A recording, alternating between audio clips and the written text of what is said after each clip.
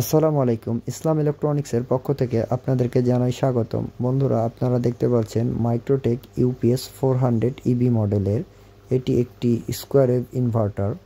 Customer complain তার ব্যাটারিকে charge করে না নাকি মেশিনটা, কিন্তু দেখেন বন্ধুরা, আমি ক্লিপ অন মিটার লাগাইছি, ব্যাটারিকে চার্জ করছে না। আমার ভোল্টেজ মিটারও লাগানো আছে, তো ডিসপ্লেতে ইন্ডিকেট কমান্ড দিচ্ছে যে ব্যাটারিকে চার্জিং কমান্ড দিচ্ছে, কিন্তু কোনো প্রকার সে ব্যাটারিকে চার্জ করে না। এটি তার সার্কিট পিসিবি।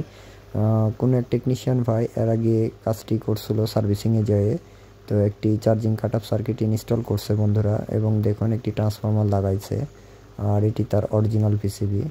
তো এই ইউপিএসটির প্রবলেম ব্যাটারিকে চার্জ করে না। তো সর্বপ্রথম আমরা তার ইনভার্টার সেকশনটি চেক করি বন্ধুরা। দেখেন, আমি যদি 300 ওয়াট লোডে দিছি, তো 300 ওয়াট খুব সুন্দরভাবে ইউপিএসটি অন করে রাখছে। 300 ওয়াট লোড নিতে সে সক্ষম, কোনো সমস্যা নাই। ইনভার্টার সেকশনটি 100% ওকে। তো একটু ব্যাটারিটাকে ডিসচার্জ করে আমরা মেন লাইনটি প্রেজেন্ট করে দেখি বন্ধুরা, আবার চার্জ নেয় নাকি। তো দেখেন বন্ধুরা, কোনো প্রকার চার্জিং করে না। তো কাস্টমার আমাকে এই প্রবলেম বলেই মেশিনটি দিয়ে পাঠাইছেন বন্ধুরা। তো এটি তার প্রবলেম। তো যেহেতু ইনভার্টার সেকশনটি ওকে, তো আমি দৃঢ় বিশ্বাস 100% এই সার্কিটটি ঠিক করা সম্ভব হবে বলে আমি আশাবাদী। বন্ধুরা, আরও একটা মজার ব্যাপার দেখুন, এই আইপিএসগুলো 100% কপার দিয়েই তৈরি করছে এবং দীর্ঘদিন আইপিএসটি সার্ভিস দিছে। তো এটি একটি রাজশাহী ইউনিভার্সিটি টিচারের। আর একটা মজার ব্যাপার, এখানে দুটো এসিআর, একটি রেজিস্টর, একটি নন পোলার ক্যাপাসিটার থাকে, এগুলো ওপেন কন্ডিশন। মানে হয়তো বা চার্জিংয়ের প্রবলেমের কারণে উনি যখন কাট আপটা ইনস্টল করছিল, সেক্ষেত্রে তিনি এই সবগুলোকে স্পেয়ারগুলোকে খুলে ফেলছেন। উনি ওনার মতো করে চার্জিং কাট আপটি লাগাইছেন এবং একটি 909 ট্রান্সফরমার লাগাইছেন।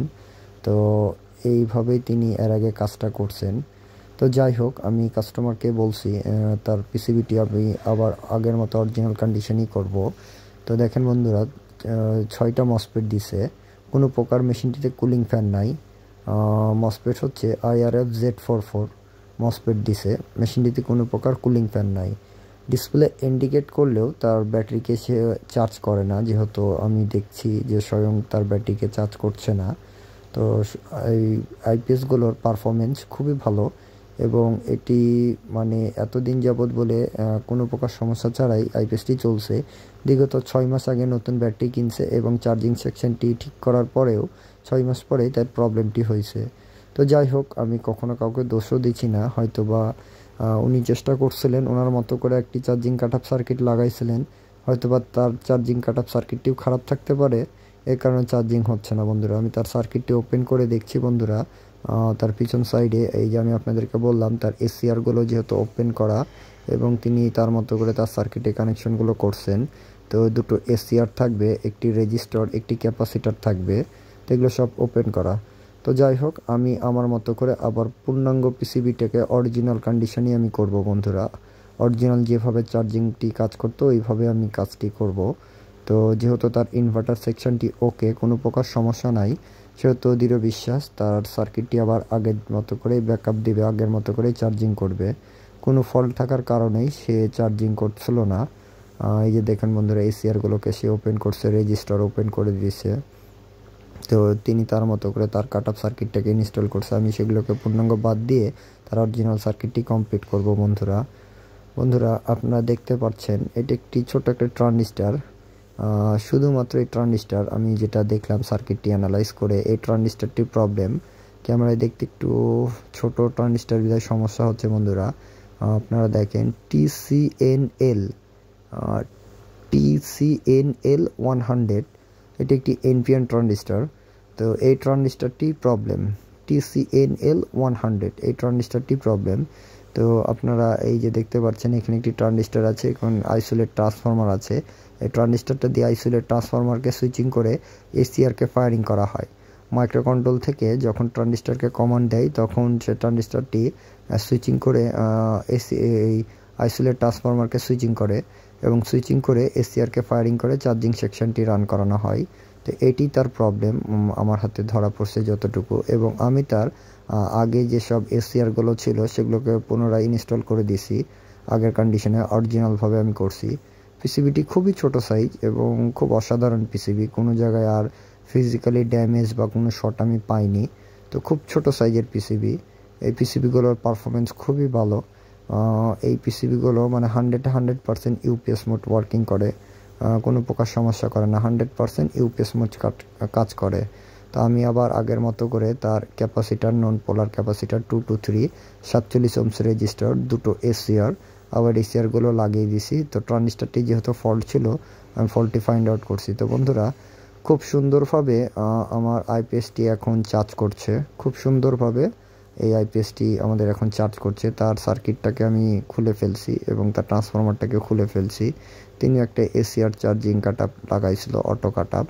তো আমি এখন আবার আগের অরিজিনাল কন্ডিশনে পুরো সার্কিটটিকে আমি সেট আপ করে দিছি তার ক্যাবিনেটে। এই যে আপনারা দেখতে পাচ্ছেন, শুধু একটি ট্রানজিস্টার ফল্ট ছিল, এই যে সামনের দিকে যে ট্রানজিস্টারটি দেখছেন আপনারা, আইসোলেট ট্রান্সফরমার, এখানে এই ট্রানজিস্টারটি ফল্ট ছিল। তো যাই হোক, আমি আমার মতো করে তার অরিজিনাল কন্ডিশন কথা দিছিলাম, তো কাজটি করছি। এখন সে চার্জিং কমপ্লিট, ট্রিগল মোডে চার্জ করছে এবং বাতিটি স্ট্যান্ড বাই হয়ে থাকবে। এই ট্রানজিস্টার, ছোট্ট এই ট্রানজিস্টারটি 1.5 অ্যাম্পিয়ার ধারণ ক্ষমতা নিতে পারে। 547-এর মতো ট্রানজিস্টার, এটি একটি এনপিএন ট্রানজিস্টার। আর এই ট্রানজিস্টারটি ফল্ট হওয়ার কারণেই তার মেবি আইপিএসটি প্রবলেম পড়ছিল। তো এই ট্রানজিস্টারগুলো আমরা সচরাচর খুব কম পাই আমাদের শহরে। তো আমি যেহেতু এই ব্র্যান্ডের আইপিএসগুলো নিয়ে কাজ করে থাকি, সেক্ষেত্রে এগুলো স্পেয়ারগুলো আমরা সচরাচর ইন্ডিয়া থেকে এনে থাকি। তো আমাদের কাজের ক্ষেত্রে যেহেতু প্রয়োজন হয়, তো এই জন্য আমরা এগুলো এনে রাখি ইন্ডিয়া থেকেই। তো ইনশাল্লাহ আমার কাজটি পূর্ণাঙ্গ কমপ্লিট। আমি এখন সেটটিকে দেখেন বন্ধুরা, খুব সুন্দরভাবে যত্ন সহকারে আমি তাকে কাজটি কমপ্লিট করছি।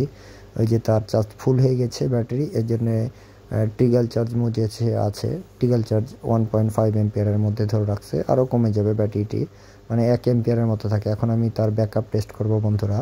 এই যে 300 ওয়াট লোড দিব, তো এই মেন লাইনটি ফেল করলাম, সে এখন ইউপিএস মোড অন, মানে ব্যাকআপ দিচ্ছে এবং আমার ব্যাটারিটা নিচের দিকে নামতে শুরু করছে। যেহেতু আমি 300 ওয়াট লোডে ফেলে রাখছি, তার ছোট যেহেতু আইপিএস, সেক্ষেত্রে আমি 300 ওয়াট লোড দিছি। লোড দিয়ে তার আইপিএসটি সুন্দরভাবে সে এখন ব্যাকআপ দিচ্ছে। যেহেতু তার চার্জিংটি কাজ করছে কিনা আমি তা আপনাদেরকে দেখাবো। চার্জিং ধরলে সে লাইটটি ব্লিঙ্কিং করবে। এখন UPS mode on, main line fail করছি, এখন ব্যাকআপ কন্ডিশনে আমার ইউপিএসটি চলছে, ব্যাকআপ দিচ্ছে। আমি মেন লাইনটি প্রেজেন্ট করব বন্ধুরা।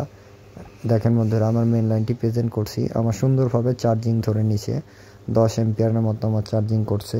তো ইনশাল্লাহ আমার কাজটি খুব সুন্দরভাবে কমপ্লিট হয়েছে এবং চার্জিং বাতিটি ব্লিঙ্কিং করছে এবং অরিজিনাল কন্ডিশনে এসে চার্জ করছে। দেখেন খুব সুন্দরভাবে আমার ব্যাটারিটাকে উপরের দিকে নিয়ে যাচ্ছে, কোনো প্রকার সমস্যা নাই। শুধু ছোট দুটো ট্রানজিস্টার ফল্ট থাকার কারণে এই ট্রানজিস্টার, তার মধ্যে একটি ফল্ট আর একটি আমার কাছে ফল্ট হয়েছিল বন্ধুরা, মানে আমার কাছেই মানে কেটে গেছিলো এই ট্রানজিস্টারটি। তো এই ট্রানজিস্টার ফল্ট হওয়ার কারণেই তার চার্জিংটি সমস্যা দেখা দিছিল। তো আমি যেহেতু তাকে কথা দিয়েছিলাম যে তার আইপিএসটাকে আমি পুরো অরিজিনালভাবেই করে দেবো, তো ইনশাল্লাহ আপনাদের দেওয়া অরিজিনালভাবে আমি করতে পারছি এবং ইনশাল্লাহ আমার কাজটি খুব সুন্দরভাবে কাজ করছে। আর এই আইপিএসগুলোর পারফরমেন্স অসাধারণ পারফরমেন্স এই আইপিএসগুলো, মানে এত বছর ধরে সার্ভিস দিয়ে এখন পর্যন্ত তার ইনভার্টার সেকশনটি অরিজিনাল কন্ডিশনে আছে। চার্জিংটিও মিডিলে যেহেতু কাজ করছিল কাট আপ লাগিয়ে, আমি আবার পূর্ণাঙ্গ তার অরিজিনাল কন্ডিশন নিয়েই করে ফেলছি। সেহেতু ইনশাল্লাহ দীর্ঘদিন এই আইপিএসটি মানে লাস্টিং দিবে বিধায় আমি আশাবাদী। তো এই ছিল বন্ধুরা আজকের ভিডিও। আসসালামু আলাইকুম, ভালো থাকবেন।